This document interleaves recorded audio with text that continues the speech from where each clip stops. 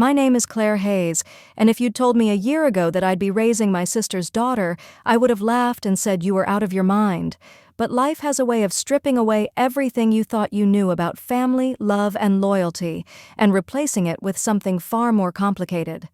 I'm 32, recently divorced, and for the first time in a long time, trying to build a life that actually feels like mine. My ex-husband, Ethan, cheated on me with a coworker after 6 years of marriage. Cliché, I know.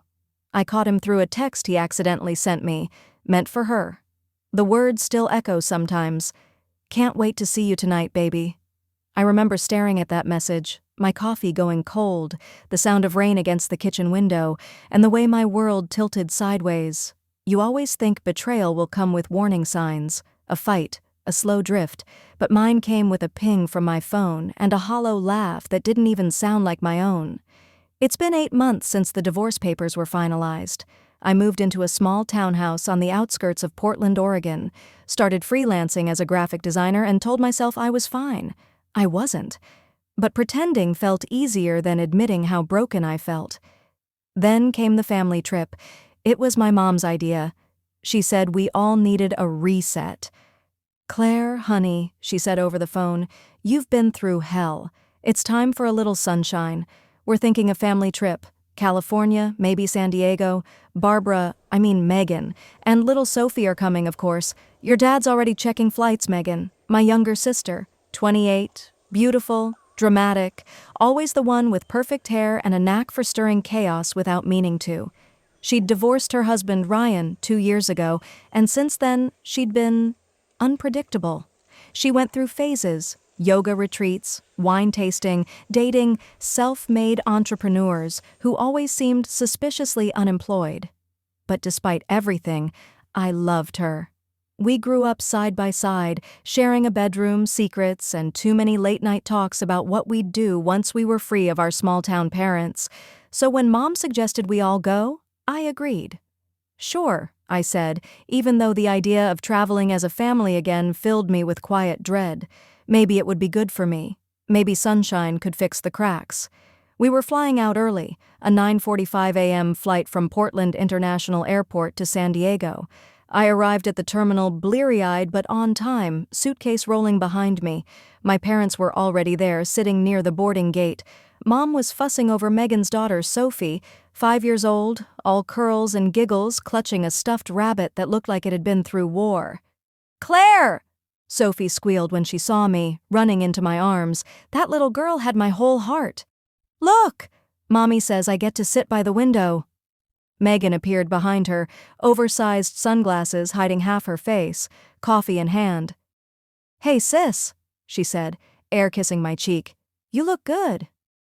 Divorce glow up, huh? I laughed softly, trying not to take the bait. Guess so, I said. You ready for this trip? Oh, absolutely, she said with a grin that didn't reach her eyes. I need a break. Work's been insane work. Right. Megan's job was social media consulting, which mostly meant posting inspirational quotes and brand collaborations that never seemed to last. Still, I smiled and helped her juggle Sophie's backpack, my own carry-on, and Mom's ever-present tote bag stuffed with snacks. We made it through security, joked about airplane food, and stood near the gate waiting for boarding to begin. That's when Megan turned to me. Hey, Claire, she said casually, can you grab a couple of water bottles? I forgot to buy one, and Sophie's been asking for juice. I'll stay here with everyone. Sure, I said, glancing toward the convenience shop across from our gate. Be right back. It took maybe 5 minutes. Tops. I paid for 2 bottles of water and a pack of gum. When I turned back, the boarding gate was nearly empty. The airline attendant was closing the door. Wait, I said, running forward. My family, they were just here. They're on that flight. The attendant frowned at her tablet. Flight 2789 to San Diego? Boarding's complete, ma'am. The doors just closed. My pulse spiked. No, you don't understand. They were right there. My sister, my parents, a little girl. The attendant shook her head, polite but firm. I'm sorry. Once the doors are closed, they can't reopen them. Do you have your boarding pass? I looked down, panic rising. My ticket. Megan had all the boarding passes. She'd insisted on checking us in together. Confusion twisted into dread. I looked around. No parents, no sister, no Sophie. Then I spotted Sophie's little pink unicorn backpack sitting on the bench near the window. My breath caught, and next to it, a folded note. My hands trembled as I opened it. "You're always talking about wanting a child. Here's your chance." It wasn't signed, but I didn't need it to be. Megan's handwriting, loopy, dramatic, unmistakable. For a moment, I couldn't breathe. The words blurred. I looked around wildly, expecting someone to jump out and say it was a joke, but there was no one. Just the sound of boarding announcements echoing through the terminal and the distant roar of engines as Flight 2789 taxied down the runway, with my entire family on board, without me. Then I heard a soft sound behind me, a sniffle. Sophie stood there, clutching her rabbit, her wide brown eyes swimming with confusion. "Auntie Claire," she whispered, "Mommy said you're taking me home. Are we still going to see the beach?" My throat tightened. "Oh, sweetheart." I crouched down, pulling her into my arms. "We'll go home for now, okay?" Mommy made a mistake. That's what I told her, though deep down I knew this wasn't one. This was deliberate, calculated. I buckled Sophie into her booster seat in my car, my mind spinning. I called my mom. No answer. Dad? Nothing. Megan's phone went straight to voicemail. By the time I reached my townhouse, my hands were shaking. Sophie had fallen asleep clutching her rabbit, her small chest rising and falling in the back seat. I sat there for a long time, staring at the dashboard. This wasn't just cruel. It was dangerous. Abandoning a child like that? Leaving her at an airport? I took a deep breath and did the only thing that made sense. I called Ryan, Megan's ex-husband. He answered on the third ring. "Claire? Hey, this is unexpected." His voice was cautious, confused. "Ryan," I said, forcing my voice steady. "It's about Sophie." A pause. "What about her?" "She's with me." Megan left her. At the airport. The silence on the other end stretched so long I thought the call had dropped. "Left her?" he finally said. "What do you mean, left her?" "She boarded the flight with my parents." Sophie was still here. There was a note. I read it to him. I heard him exhale, sharp and furious. That's unbelievable," he said. "You have no idea how bad things have gotten." "Bad how?" He hesitated. "Can I come by?" "I think you should hear it in person. And Claire, thank you for staying with her." An hour later, Ryan's old pickup truck pulled into my driveway. He looked tired, the kind of tired that lives deep in your bones. His hair was longer than I remembered, his clothes plain, but when he saw Sophie running toward him, his whole face softened. "Daddy!" she cried, throwing herself into his arms. He hugged her so tightly it hurt to watch. "Hey, Peanut," he murmured. "You okay?" She nodded against his shoulder. "Mommy said Auntie's gonna take care of me for a while." His jaw tightened. He looked at me over her head, eyes full of restrained anger. "Can we talk inside?" We sat at my kitchen table while Sophie watched cartoons in the living room. Ryan told me everything. "She's been lying to everyone," he said quietly. "Your parents, her friends, even me. The reason we divorced wasn't because I cheated or got angry. It was because she was drinking every night, leaving Sophie with strangers, spending money on parties and plastic surgery. I tried to get her help. She laughed in my face. I stared at him. My parents always said you were the problem." "Of course they did," he said bitterly. "She made sure they believed it. Told them I was controlling, jealous, that I hit her. None of it was true. I have police reports, text messages, proof of her drunk driving with Sophie in the car. But she's manipulative. She knows how to cry on cue." The room spun slightly. Everything I thought I knew about my sister began to crack. "So, what do we do?" I asked softly.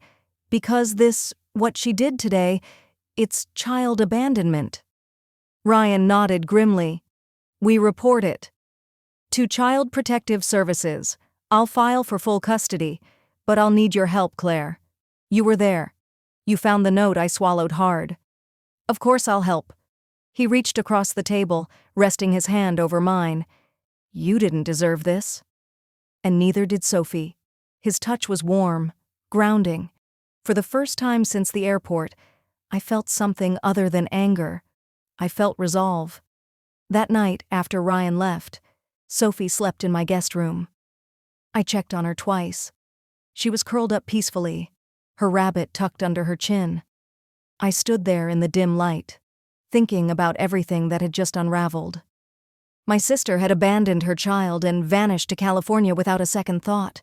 My parents were complicit, even if they didn't realize the full extent, and I, the quiet one, the good daughter, was about to be branded the traitor for doing the right thing. But as I watched Sophie sleep, none of that mattered. I'd already made my choice. Whatever came next, the anger, the confrontation, the fallout, I would face it. Because love, I realized, wasn't about blood or obligation. It was about protection, and I would protect this child with everything I had. The morning after the airport felt unreal. I woke up half expecting to hear Megan's voice in my head, laughing, saying it was all a prank that went too far. But the house was quiet except for the soft hum of the heater and the distant sound of cartoons from the living room. Sophie was awake, still in her pajamas, eating dry cereal out of the box and humming to herself. She looked peaceful, as if her world hadn't been turned upside down. I brewed coffee and stood at the counter, my mind running circles around what needed to be done. Report to CPS, call the airline to get the boarding footage, maybe even contact the police. Every path felt like a betrayal of my family, but the alternative, doing nothing, felt worse. Ryan showed up mid-morning, holding a folder thick with papers and a flash drive. He looked exhausted, but determined. Sophie ran to him the second he walked in, clinging to his leg. I could tell she hadn't had that kind of steady presence for a while. I didn't sleep, he said, setting the folder down on the kitchen table. I pulled everything I could find last night. Copies of texts, receipts, the police report from last year. It's time someone holds her accountable. I nodded, pouring him coffee. You think they'll take this seriously? They have to, he said. Claire, this isn't just neglect anymore. It's abandonment. We sat together going through the evidence. It was worse than I imagined. Bank statements showing hundreds spent on clubs and spas, while Sophie's school payments went unpaid. Photos of Megan drunk at parties, sometimes with Sophie sitting in the background half asleep. Videos Ryan had saved from their shared cloud, Megan laughing behind the wheel, a half-empty wine bottle in the cup holder, Sophie strapped in the back seat. My stomach twisted. She could have killed her. He nodded grimly. I begged her to stop. She said I was trying to ruin her fun.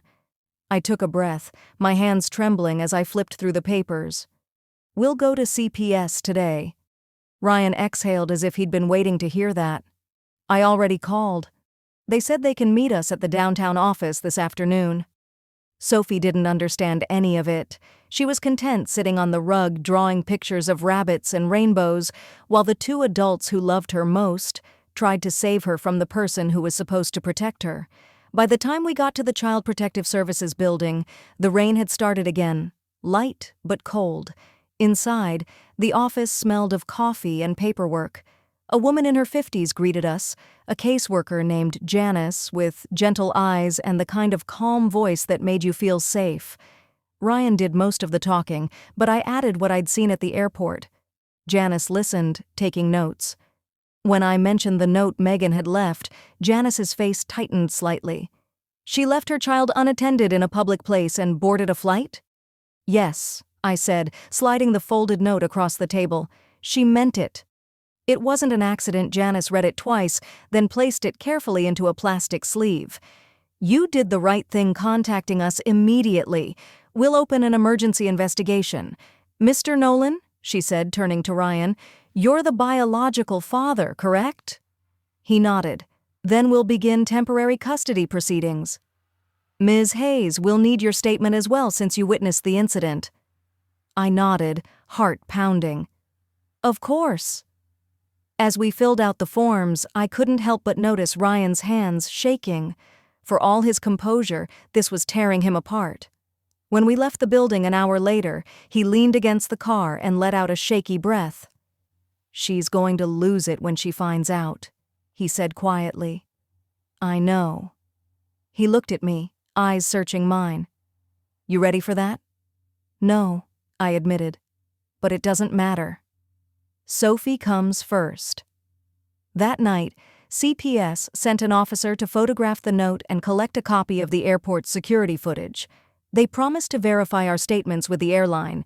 Everything was happening fast, and I knew once Megan came back it would explode. 2 days later, my phone rang. My mother's number flashed on the screen. "Claire?" Her voice was clipped, anxious. "What on earth is going on? Megan told us you stole Sophie." I closed my eyes, gripping the phone. "Mom, she left Sophie at the airport." "I didn't steal her. She abandoned her." "That's absurd," Mom snapped. "She said you overreacted and refused to come on the trip. She's devastated." "She left a note," I said coldly. "You can ask the police for a copy. It says you're always talking about wanting a child. Here's your chance." There was silence, then a sharp exhale. "That doesn't sound like her." "You must have misunderstood." I cut her off. "Mom, stop defending her. She could have been arrested, do you understand that? Claire, she's your sister. And Sophie is her daughter, who she left behind." The line went quiet again. When she finally spoke, her voice was icy. "I can't believe you're turning against your own family. Your father and I are very disappointed." Then she hung up.